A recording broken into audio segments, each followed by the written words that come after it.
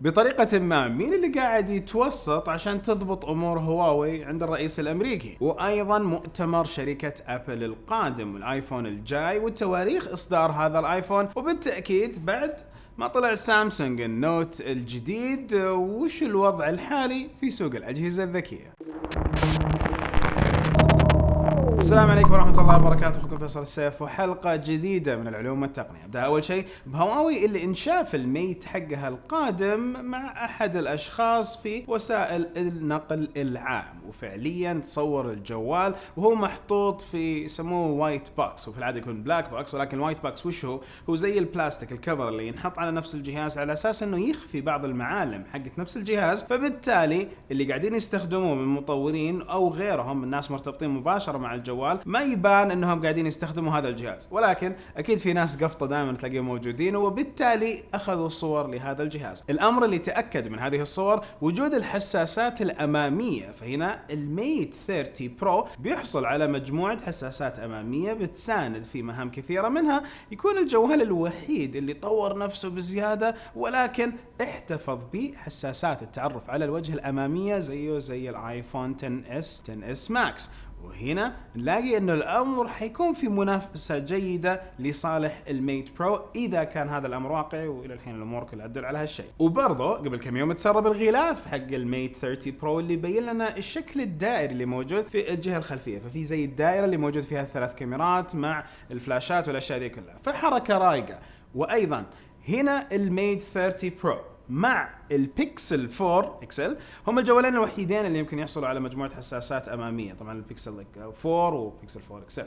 فالجهازين هذول وجود حساسات أمامية بالنسبة لكم، هل هذا يعني أنه أفضل من غيره؟ ومن ناحية تقنية الأمان يمكن يكون أفضل، أكيد أنه وجود الحساسات ثلاثية الأبعاد في الجهة الأمامية فقط لفتح قفل الجوال، ولكن هل هذه بالنسبة لكم نقطة فارقة في اختيار هذا الجوال عن غيره؟ وهواوي أصلا طلعت المؤتمر حق المطورين حقها، وخلال هذا المؤتمر صار في أشياء كثيرة تكلموا عنها وفيديو خاص جاي لكم بهذا الأمر، ولكن على أساس ألخص عليكم هارموني او اس، النظام التشغيلي القادم من نفس شركة هواوي. هذا النظام تم إعلانه رسميا على التلفزيون الذكي حقهم اللي هي من اونر، اوكي الله يعيننا على الاسماء. فاونر التلفزيون الذكي اونر سمارت تي في حيحصل على نظام هواوي او اسف هارموني اللي موجود على نفس هذه الشاشه.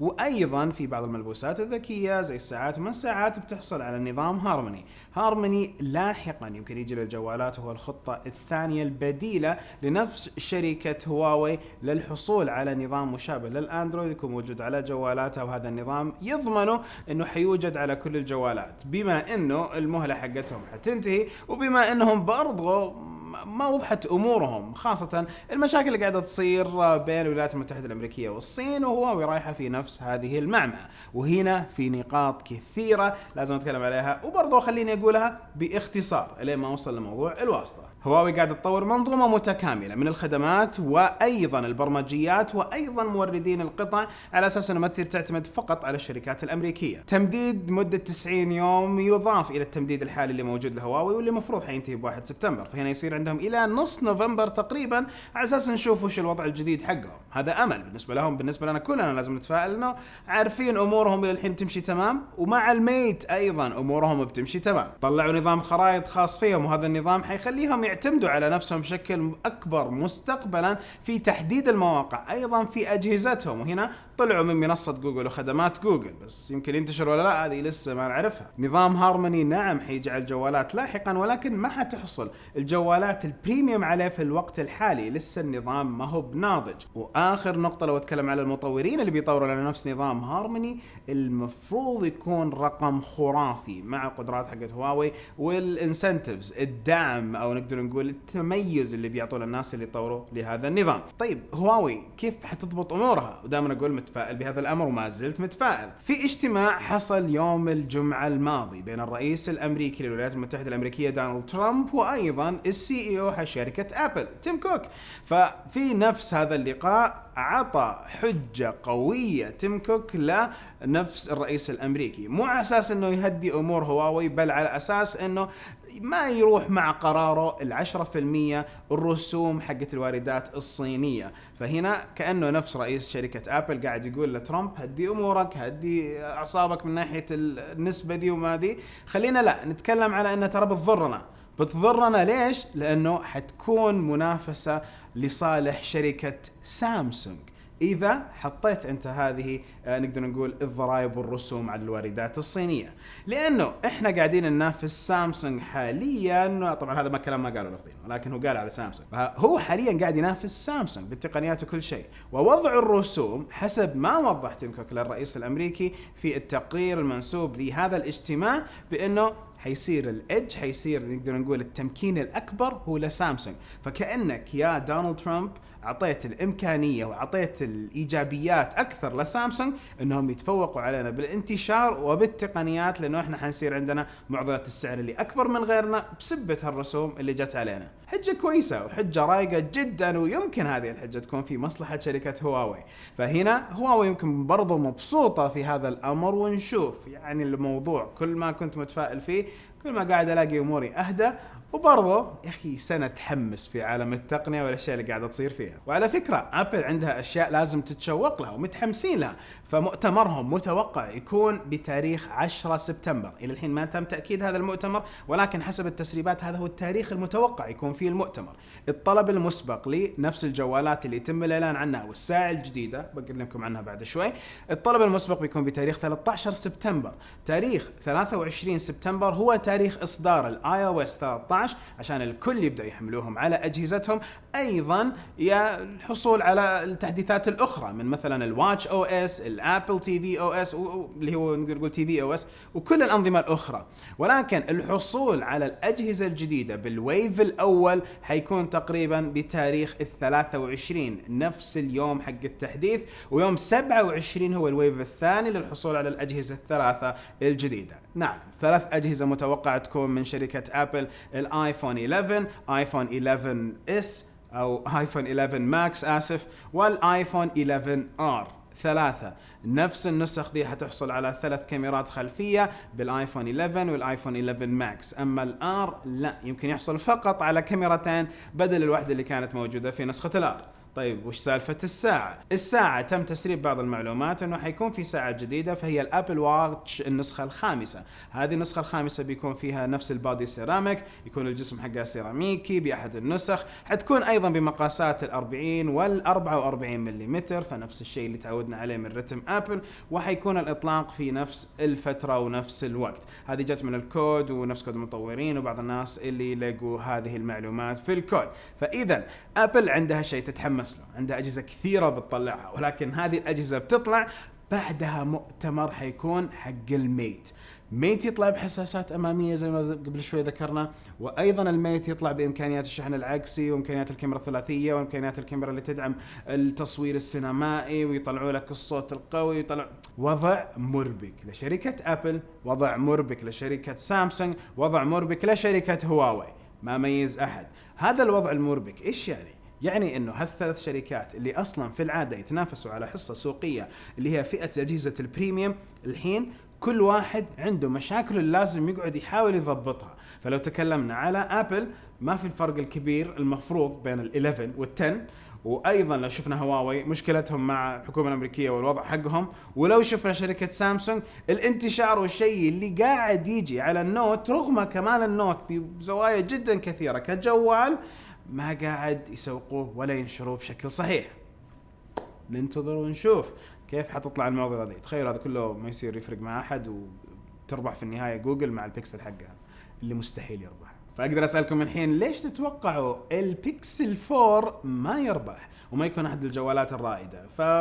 قولوا لي رايكم. في الحلقه الماضيه سالناكم عن نقص عدد المشتركين في خدمات شبكات التواصل الاجتماعي. 42% قالوا نعم لاحظناها على تويتر، وايضا 26% قالوا فيسبوك، 23 قالوا في سناب شات، ونتكلم على 4% في انستغرام. فانستغرام هي احد اقل الشبكات اللي تاثرت، ولكن اللي تاثر في انستغرام ليس عدد المستخدمين ولكن عدد التفاعل. فصرنا نشوف حسابات فيها ملايين المتابعين ولكن التفاعل ما يتجاوز 20-30 ألف نقدر نقول لايك على نفس الصور. لا ننسى انه كان في خطوة اساسية من انستغرام بانه تبغى الناس ما تتفاعل فقط عشان رقم اللايكات، ولكن يبغوهم يتفاعلوا عشان جودة المحتوى وعشان جودة الصور والفيديوهات، وانه نعم يتفاعلوا لرغبتهم في التفاعل ليس لتجميع اللايكات وما اللايكات. اللي انا اشوف لا، انتم بديتوها في اللايكات خليكم استمروا في اللايكات، وهذا زي عداد يبين لنا جودة نفس المحتوى حق الشخص اللي قاعد يسوي هذا المحتوى. واضح عندهم مشكلة في التفاعل في انستغرام. صورة نحطها تجيب 14,000 لايك، نيجي نحط صورة بعدها ما جابت 4,000 لايك، الصورة اللي بعدها تصك 5,000. ففي شيء الالجوريثمز حقتهم فيها شيء غريب، ولكن يظل عندهم كمية مستخدمين جدا كثيرة. وانا اسف يا فيسبوك، اوكي المفروض اقول انستغرام فروم فيسبوك. وعلى سيرة فيسبوك، في المملكة المتحدة على نهاية السنة بيصير في كافيهات تعطي قهوة مجانية. هذه الكافيهات يسموها بوب اب كافيز. بوب اب كافيز يعني فقط مؤقت وليس دائم، يعني زي الكشك نقدر نقول او محل صغير يكون خاص في فيسبوك. يكون عندك حساب في فيسبوك، ساعتها تقدر تدخل لهذا المحل وتحصل على قهوة مجانية، وايضا استشارة من ناحية الخصوصية والامان حقك على حسابك. هم مسوين هذه المحلات الظاهر على اساس انهم يقووا نسبة العلاقة بين المستخدمين وبين فيسبوك وثقتهم فيها، لانه اصلا بتحصل على قهوة ويختبروا لك الامان وجودة الامان والخصوصية حقتك على حسابك، من انواع اثبات الجودة. وهذا الشيء اللي حيسووه. فيسبوك قاعدين يتواجه مشاكل كثيرة خلال السنة هذه واللي قبلها في مسألة الامان وما الامان، وهذا الشيء متوقع عليهم. وهذا الشيء الغريبة ما أثر على عدد مستخدميهم اللي تجاوز المليارين أو الحوالي حيصير مليارين. فهنا نقدر نقول فيسبوك قاعدين يلعبوا على أوتار صح. عندهم فيسبوك، عندهم انستغرام، عندهم واتساب. ولو تكلمنا على فيسبوك وانستغرام وأيضا اليوتيوب وتويتر، تعرفوا اللي هي يسموها مؤامرة 10% اللي موجودة في الشبكات الاجتماعية؟ أوكي، وش مؤامرة 10%؟ كشبكات اجتماعية مجانية ما تدفع لها اشتراك، المؤثرين والناس اللي موجودين على هذه الشبكات يقال انه اذا هم شغالين طبيعي على هذه الشبكات، عدد المستخدمين اللي حيصل او حيحصلوا على المعلومات كاملة لهذا المؤثر من تغريدات او فيديوهات او منشورات او حتى صور على الانستغرام قد لا تتجاوز 10% من المشتركين الكاملين، من عدد المشترك الكامل. يعني على سبيل المثال عندك 1,000,000 واحد يتابعك، حيجيك تقريبا نتكلم على 10,000 لايك. حلو، 1,000,000 10,000 1,000,000 10,000. بس ليش هذه المؤامرة ينقال انها موجودة؟ هذه المؤامرة او نقدر نقول هذه النظرية يقال انها موجودة لتحفيز الافراد على تسويق حساباتهم ماديا. فبالتالي اللي على اليوتيوب يشغل لك اد سنس كامبين على الفيديو، اللي موجود على فيسبوك يسوي بوستنج لنفس البوست، اللي موجود على تويتر يسوي لك او نقدر نقول تسويق شلون بروموت لنفس التغريدة، وأيضا اللي موجود على انستغرام يسوي نفس الشيء ويسوق نفس الحساب. ولكن على انستغرام في فقط اختلاف واحد، انه في حسابات البزنس مؤامرة 10% يقولوا انها موجودة، ولكن على الحسابات الخاصة لا، ما توجد مؤامرة 10%. وهذه المؤامرة حسب ما يشاع في شبكات التواصل الاجتماعي، ولكن ما في اثبات حقيقي لها. فلما تيجي شبكات تسويقية مهمتها تسويق الحسابات تقول لك على هذه المؤامرة، ولما تيجي نفس الشبكات الام يقولوا لك لا ابدا ما في حاجة زي كذا، هي التفاعل والالجوريثمز والمعادلات بيننا وبين العميل. فانت تتوقع هل في شيء زي كذا؟ هل تتوقع انه بالفعل في مؤامرة 10% وانت ملاحظها على حساباتك وكمية التفاعل اللي موجودة على حسابك؟ ايه ولا لا؟ ومن ناحية السامسونج نوت بلس الجديد، نوت 10 بلس هو آخر الجوالات وإصدارات الجوالات من شركة سامسونج. هذا الجوال موجود بثلاث ألوان عندنا في المملكة العربية السعودية. نتكلم على الأورورا هذا جلو، ونتكلم على الوايت، ونتكلم أيضا على الأسود. أما الأزرق فطلع فقط كلون مبدئيا، يطلق بشكل حصري في الولايات المتحدة الأمريكية، وأيضا يمكن كوريا بشكل نسبي، ولكن حيكون فقط في الولايات المتحدة الأمريكية. شخصيا أرى أنه الأورورا جلو هذا بالفعل قاعد يعطي لون جدا رايق، يذكرنا بالاكسبيريا، يذكرنا بكم نسخه من الاكسبيريا، ولكن الحواف اللي موجوده هنا مختلفه. اتعارض مع الاشخاص اللي قالوا التصميم الخلفي يشبه بشكل جدا كبير نفس ال P30 Pro. غريبة جتنا على تغريدة، فالحواف ما هي بنفسها، فوق تحت ما هي بنفسها، بالإضافة إلى ترى الجوالات كلها مستطيلة، أوكي، تلميحات نفس الشيء. الكاميرا ماكنزم يس معاكم حق، ولكن غير كذا هذا الجوال هل حيقدر ينافس غيره؟ حسب آخر التصويتات اللي صارت معانا سألناكم وش المقارنة الأساسية اللي تبغوها، وانتم طلبتوا إنه يكون نفس الجالكسي S10 بلس. شوف الأنوار قاعد ملاحظين انعكاس النور، ملاحظ؟ ايه من جد. فالتصويت اللي اعطيناكم اياه على نفس النظره الاوليه اكثركم قال يبغى مقارنه بين هذا الجهاز وبين الايفون 10 ماكس، فهذه هي اول المقارنات اللي بتكون موجوده. ولكن وش المقارنه الثانيه اللي تبغوها؟ تبغوها بين النوت 10 بلس والاس 10 بلس، او مع البي 30 برو، او تبغوها مع الميت 20 برو؟ قولوا لي بالضبط وش ودكم المقارنة تكون، وابشروا باذن واحد احد. وترى سويت لكم مقارنة سريعة بين الاجيال الثلاثة حقت نفس النوت 8 و9 و10، الثلاثة هذول اذا ودك تختار واحد منهم فسويت لكم مقارنة سريعة، وفي مقارنة تفصيلية بتجي لاحقا على اساس تعرف بالضبط ككواليتي وجودة وش الاشياء اللي بتفرق معك. واكيد اروح الحين للخبر الاخير واتكلم على سلسلة متاجر والمارت الامريكية. نتكلم على انهم استخدموا الذكاء الاصطناعي، هذا الذكاء الاصطناعي حيحاولوا يسخروا كشف السرقات وعملية السرقة اللي محتملة تصير واللي صارت، وأكيد تتبع الأشخاص ومعرفة وش الأشخاص هذول اللي تمموا السرقة والتبليغ عنهم بشكل فوري. ليش هذا الأمر كله قاعدين يسوون نفس والمارت؟ على أساس توجههم لأتمتة متاجرهم واعتمادهم على الذكاء الاصطناعي بشكل أكبر تكون على أقصى حد. فكنا نتوقع ان امازون هم اللي في مستودعاتهم فقط تحب الروبوتات، طلعت والمارت ايضا تحب الروبوتات. لحظة، ما تحب الروبوتات، تحب الفلوس اكثر ما تحب البشر، فعشان كذا الروبوتات بالنسبه لهم ارخص على اساس يوظفوهم ويتمموا المهام. نهايه الحلقه وكل حلقه اتمنى ان شاء الله انها نالت على رضا الله ثم على استحسانكم، وسبحانك اللهم وبحمدك اشهد ان لا اله الا انت استغفرك واتوب اليك، واشوفكم على الف خير باذن واحد.